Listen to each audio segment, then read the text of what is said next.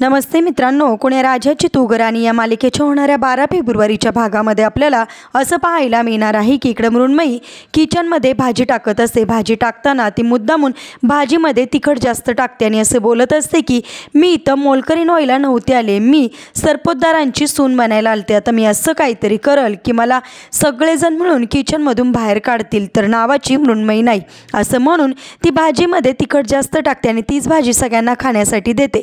परंतु ती भाजी सगळेजण जेवताना फारच आवडीने खातात।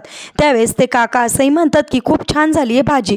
त्यावेळेस मृण्मयीला धक्का बसतो, तिला असं वाटतं की आपण भाजीमध्ये तिखट जास्त टाकलं होतं, परंतु भाजी कशी काय छान झाली। त्यानंतर ती किचनमध्ये येते, त्यावेळेस तिला गुंजा भेटते। त्यावेळेस गुंजा तिला म्हणते की संसार गोड करायचा असेल तर गोडीची गरज आहे, तिखटाची नाही असं म्हणून ती पुढे निघून जाते। त्यानंतर मृण्मयी म्हणते की मी हिला अशी जन्माची अद्दल घडवेल की ही लक्षात ठेवेल, तरच नावाची मृण्मयी नाही असं म्हणून आता ती जन्माची अद्दल घडवण्यासाठी प्रयत्न करताना आपल्याला पाहायला मिळणार, परंतु मृण्मयीचा डाव आता मृण्मयीवरच उलटताना आपल्याला पाहायला मिळणार। असेच मालिकेच्या पुढील अपडेटसाठी तुम्ही आपल्या रंजक मराठी चॅनेलला नक्की सबस्क्राईब करा। थँक्यू।